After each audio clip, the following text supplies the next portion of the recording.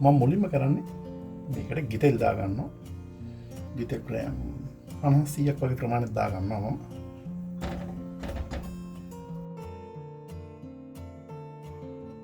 ගිතෙල් ටික දැන් හොඳට රත් වෙලා තියෙන්නේ.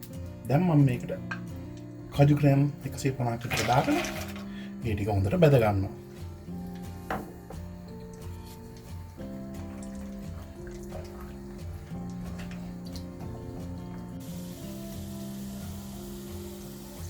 මෙන්න මේ ගානට කජු ටික බැදුනට පස්සේ අපි කජු ටිකත් තෙලෙන් අයින් කරගමු.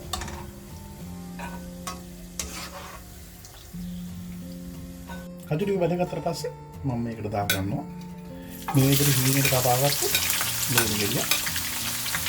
අපි මේ ටික ගන්නන් පාටට නම් බැද ගන්න ඕන.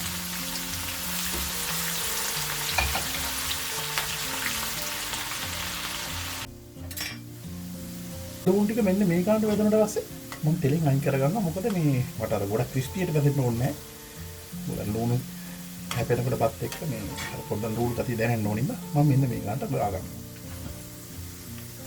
ලුණු ටික බැදගත්තට පස්සේ දැන් මම ඊළඟට හීනියට ලියාගත්තු සුදු ලුණු බික් 4ක් තියෙනවා. ඒ 4 මම පොඩ්ඩක් අර මේ රන්වන් පාට වෙන්න ක්‍රිස්පියට වෙන්න බැද ගන්නවා.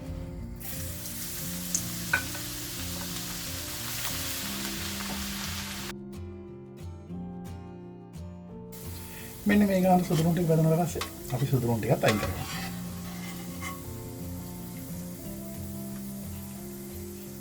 මේ විදිහට බැදගත්තට පස්සේ මම වැඩිපුර තියෙන තෙල් ටිකක් අයින් කරගත්තා. මේ තෙල් ටික අයින් කරගත්තට පස්සේ දැන් මම මේකට මුලින්ම එකතු කරගන්නවා සූදුරුවට. ඊළඟට කුරුදු පොතු එනසා.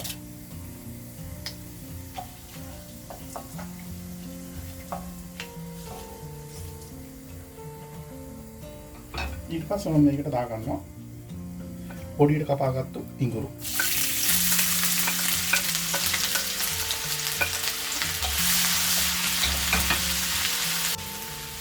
ඉඟුරු ටිකක් මේ විදිහට ටෙම්පරා දුන්නාට පස්සේ මම එකතු කරගන්නවා කැරට් කල තුනක් විතර ග්‍රෑම් 20ක් විතර අරන් තියෙනවා.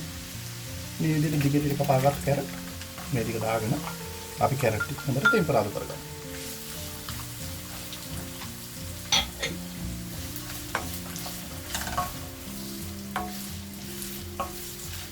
දැන් කැරට් ටික දාන්න ටෙම්පරා දෙලා තියෙන්නේ. දැන් මම මෙන්න මේ වෙලාවේදී මේකට එකතු කරගන්නවා දුණු කුඩු. මේ විලාශ ප්‍රමාණයට මේ පොඩ්ඩක් කලවම් කරගෙන මම කැරට් එක ලුණු දාගත්ත වෙන එකක් නෙමෙයි මේ බත් එක හොඳට ඒක කලවම් වෙනවා. ඊට පස්සේ මම බත් ග්‍රෑම් 600ක් එකතු කරනවා. ඊට එකතු කරගෙන ඊට පස්සේ මම මේකට බැදගත්ත ලුණු සුදු ලුණු ඒත් එක්කම මට බැදගත්ත කජු මේ සියරම එකතු කරගෙන දැන් මම මේක හොඳට කලවම් කරගන්නවා.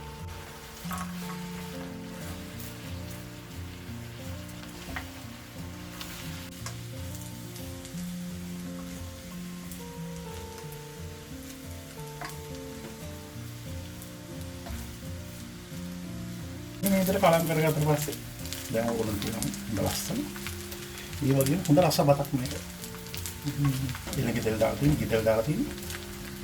ඉතින් මෙන්න මේ විදිහට තමයි රසවත් බතක් හදාගන්නේ. ඒක ඔයගොල්ලෝ හදලා බලන්න.